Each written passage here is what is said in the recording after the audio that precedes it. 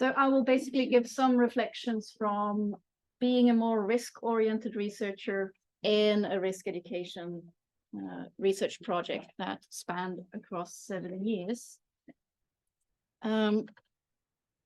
This was just a quote I encountered during the COVID pandemic about why we want to teach about risk. And I think it was more elegantly put than I would be able to.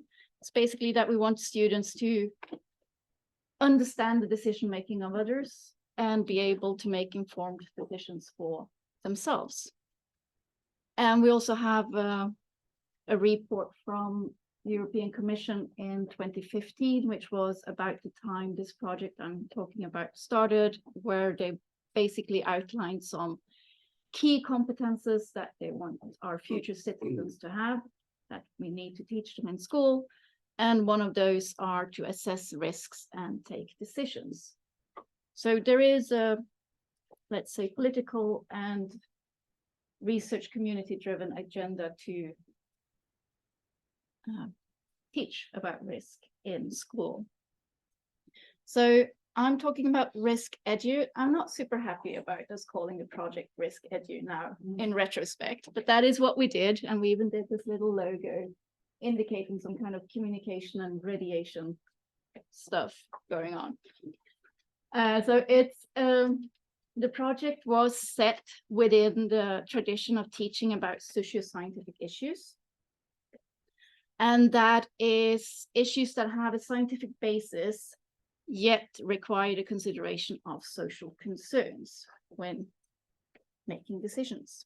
The aims of the project was to investigate whether teaching about risk and risk assessment affects students' ability to formulate action options and make decisions in SSIs, socio-scientific issues, and if it affected their learning of the subject content, because yeah, that's an aim of our school education, and how could such teaching be conducted efficiently so it supports students' learning. That was very ambitious aims, and we did not really live up to them, to be honest. And for the second part of the project, we added the aim to work more with formulating and refining didactic models for teaching about or through risk and risk assessment. Just saying, I was absolutely not alone in this project. So we had some practicing teachers involved in the research part of the project. We also had other teachers involved in performing the teaching.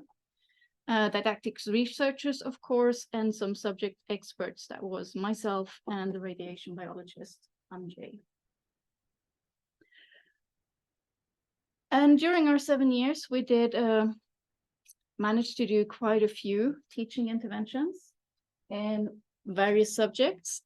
And now my notes are not in front of me, but I wanted to say something about, we did try to cover a range of different risk issues when it comes to how certain the scientific community is about there being a risk. And by that, I mean, for instance, in the case of Wi-Fi, I'd say that the risk assessment community's assessment is that there's not a big health risk. When it comes to, for instance, climate change, we are very certain that there is a risk, but we are very uncertain about the actual nature and consequences still. But we did not want to teach only about stuff of certain doom, so to speak. And we covered some different subject areas, but all within the natural sciences. And we also varied a bit how much we formally introduced risk and risk assessment in these teaching interventions. And it was not that we taught them how to do proper risk analysis, but we gave them some introduction into how risk can be defined. For instance, give the example of,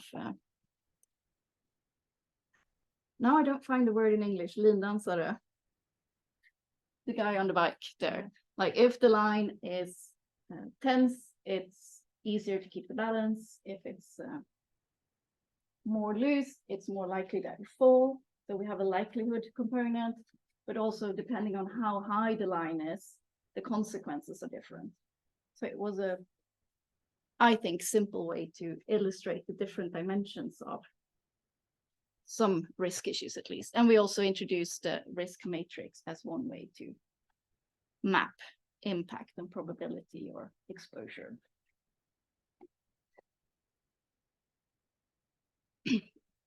And before starting our interventions, for 2 of the years, I also went out to all of the classes that we were working with and asked them to fill in a questionnaire. And one of the things I asked them was, what do you think of when you hear the word risk? And I admit I cherry-picked these examples. We have one quite elaborate example. I usually think of an act whose consequences are very problematic. For instance, to cheat on a test may be a risk. A consequence may be that you get disqualified and get poor grades. We had a couple of examples that were more like the middle example, risk of getting a disease later in life, such as cancer. And some were like even less specific, or most were even less specific, like harmful event that may happen. And I just mapped that we all agree that risk is something that relates to an adverse outcome. But in these 3 examples, we covered risk as the cause of an adverse outcome, as the probability or possibility of an adverse outcome, or the actual adverse outcome. It's just a reflection of risk being polysemous, and yes, people use it differently, or our students use it differently, but they have a pretty good grasp of what it means. What surprised me was that very few actually gave examples of actual risks in their lives, like getting cancer and the poor grades were among the few specific examples. But maybe it was the classroom setting, because the students kind of gave me deficient-like answers. And what I wanted was examples of what is pertinent risks to their lives as something to build on when developing teaching interventions. But I will now move on to some of my reflections about the opportunities and benefits of teaching with or about risk. And it was a means to make the science content relevant to students. We saw that both in student evaluations and in the teachers' reflections about the teaching interventions. Students find it interesting when we tell them there is no right answer. And you have to think about this issue that is actually relevant to everyday life, or relevant to societal decision-making at least. And when working well, we saw that student discussions really could like push and pull between facts and values. So it didn't become, I think, this kind of an end of discussion situation, but it was like, how about this? And someone's value statement issued someone else to ask a fact question, and it kind of pulled the deliberation towards creating knowledge and also elaborating on the values part, which is important for decision making. We saw that giving them a risk assessment assignment and a structure for a risk assessment gave structure to their tasks or their written assignments and helped them substantiate their arguments. We did try some teaching interventions without giving them the risk matrix, and we really saw an improvement in the written assignments once they had this structure to build their argumentation with. And examples help. I also thought it was a benefit that introducing these questions of societal relevance introduces some multidisciplinarity into the classroom, that you had to draw upon knowledge areas from outside the physics classroom or outside the biology classroom, because that's what is needed for most of our decision making in life. Of course, there are also challenges and obstacles. One thing we noticed is that the students sometimes try to guess what we wanted them to produce. So in one of the early rounds where we had the Wi-Fi in public spaces intervention, we did that one 3 times. All the groups concluded that Wi-Fi in public spaces conveys unacceptable health risks and should not be allowed. And I do not think they think that. And it's not a reflection of current risk assessment conclusions when it comes to Wi-Fi in public spaces. But they thought we are doing an assignment on risk, and risk is bad. We have to forbid it. So it was maybe poor communication on our side. It's important to frame the task properly. In some cases, it is also very easy for them to take a stand in a risk-related issue. And a challenge was to get them to critically appraise sources and facts and substantiate the arguments. And as I said previously, giving them the risk matrix and a formal risk assessment assignment helped us, at least in the physics interventions. We did see some influence of classroom or subject culture. It's difficult to say because we didn't do randomized controlled studies in that sense, but value judgments were kind of fewer and less well underbuilt when we were in the physics classroom than in biology and science studies. And then finally, again, it's the same last point as in the previous slide. Introducing questions of societal relevance requires multidisciplinarity, and some of our teachers found this challenging. It's difficult if you're a physics and maths teacher to get questions about social science, law, and areas without your comfort or outside your comfort zone, perhaps. So it can be both an opportunity and a challenge, I would say.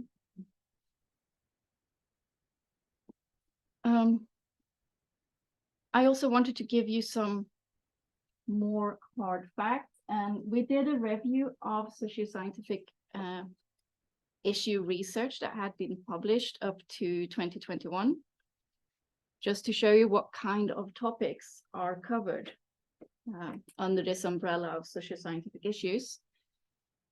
So nature conservation, biotechnology, and climate change were the 3 most common themes. And basically my take-home message from this slide is that these issues are risk-related issues. They would very much, it would be very easy to adapt a risk assessment assignment into these topics. But when we look at whether these publications actually talk about risk, and this is an extremely simple measure, I just counted the number of times the word risk or any form of it was occurring in these papers. About half did not mention risk at all. And very, very few mentioned it more than a handful of times. And in total, actually 3 papers gave a definition of what they thought risk was. So I would say there is a lot of opportunity to introduce risk more structurally or formally into SSI teaching. But there are some thoughts and ideas in the literature about why we don't do that. And one aspect is this plurality of descriptions of risk. I would not say definitions, but what these other sources call it definitions of risk.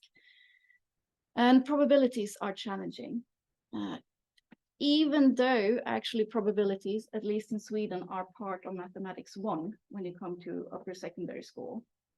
So there should be a basis for students to build on. Risk is negative, is scary, create hopelessness. So teachers want to avoid that in the classroom. As I mentioned, risk can bring in multidisciplinary issues. Teachers may lack knowledge or confidence in this. It's also difficult to know what is reliable studies, reliable data, what is biased. That is published is not an indicator of it being certain knowledge. Some teachers fear losing focus on the content knowledge, again, with the multidisciplinarity, the difficulty of dealing with uncertain knowledge or knowledge in the making, and that you have to engage with some of the limitations of science and adapting a more non-authoritative approach to science teaching. And of course, teachers are very, very, very busy. They have a lot of stuff to put in, and they don't have a lot of time to develop their teaching. So time constraints are an issue. And I just want to say that a majority of these pointers that I found in the literature are actually not risk specific, but it's, yeah, difficulties with actually teaching socio-scientific issues in general. So what could people like us offer to teachers? I just want to start with saying that a lot of these issues need to be addressed by decision makers, the curricula, or within the science education, or within schools, workplace issues, etc. But we can offer continuing education on risk topics, on risk analysis. We can help with didactic models of the risk concept, something I tried to do more or less successfully. It's published, so you can criticize it if you want. And we can assist in designing the teaching sequences. We can give authentic examples, evaluate knowledge sources, helping teachers to navigate the published literature, and being a partner in simplifying or adapting the materials. But I think it's very important that we collaborate with teachers, because the teachers have the knowledge about what is needed and what works in the classroom. So I and my colleagues in RiskEdu argue that knowledge about risk analysis, risk assessment is valuable as a tool to structure student deliberation and decision-making, fostering skills central to the education of our future citizens. And it does fit into this framework of socio-scientific teaching, which is more established within science education already. And I think risk should have a more pronounced role in the curricula. I think it might have in the UK compared to Sweden. So let's say it should have a more pronounced role in the Swedish curricula. And it is an opportunity for risk researchers and science educators to collaborate, creating these authentic risk cases at an appropriate level for students. Some examples of papers we published if you want to read more about what we've done. And then we also have this didactic model, identifying 7 elements of risk that have a potential significance for science education. And this review I mentioned very shortly about whether socio-scientific issues are an opportunity to incorporate education about risk and risk analysis. And with that, I want to thank you for your attention.